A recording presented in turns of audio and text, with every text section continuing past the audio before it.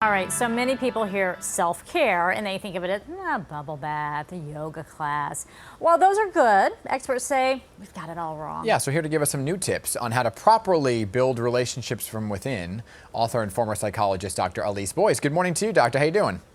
Hello, thank you for having me. Oh, thank you for being here. So let's talk about this concept of self-care, right? It goes well beyond the idea, like Betty said, of a bubble bath. Break it down for us.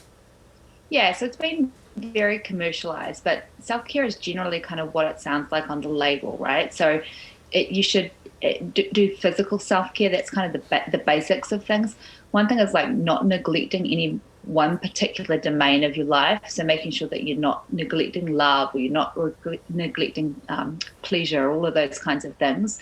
Some people just tend to focus on kind of work or family or one particular domain.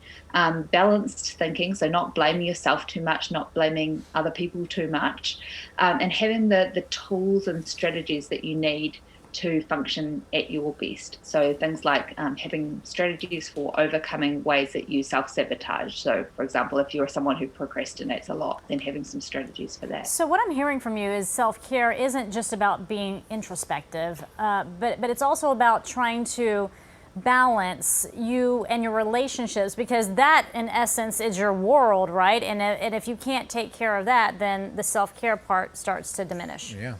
Yeah, and lots of people think of self-care as something that they need to do by themselves. So they'll think, oh, it's what I do when my children have gone to bed at night, or that kind of thing. And like the most fundamental human, one of the most fundamental human drives we have is to seek social support and to seek connection when we're feeling stressed out. So it's important that self-care can also be something that you do socially, like it might be taking a bath with a small child, or doing some drawing. You know, everyone's into sort of talks about adult colouring for anxiety and things, but obviously, like you can also colour or craft or whatever with small children and things like that.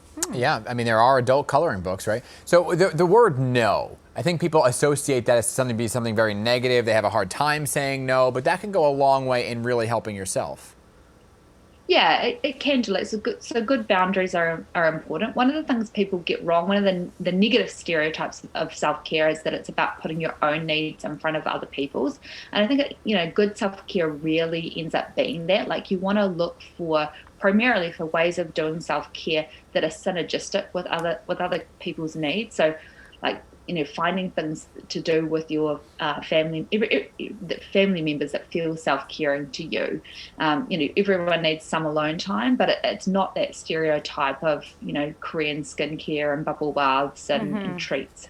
Yeah, and I think it's really important, this next topic too, because you say you really should focus on developing self-compassion and mindfulness within ourselves. I want you to explain that, because I know as a mom, I look to how I'm, with my children, and a lot of times it's tough during this pandemic, and you start to beat yourself up a little bit, but that's why you need to have some self-compassion. Yeah, so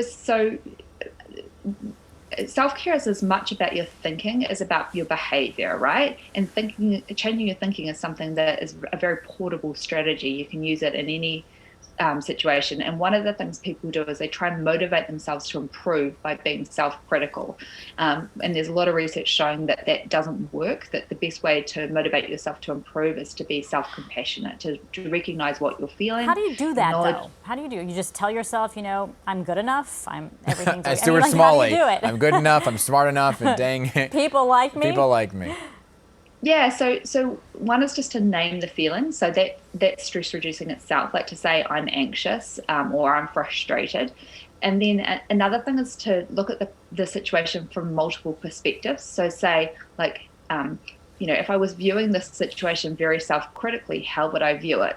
If I was viewing it from the perspective of a neutral observer, how would I view it then? Or if I was viewing it from the perspective of a friend, how would I view it? And that can give you a way of breaking free of your own self-critical perception of the situation. All right, doctor, thank you so much for coming on to talk about this. We really do appreciate your time this morning. Cool. Thank you for having me. Bye. Okay, take care. Stay safe to you. 10:20.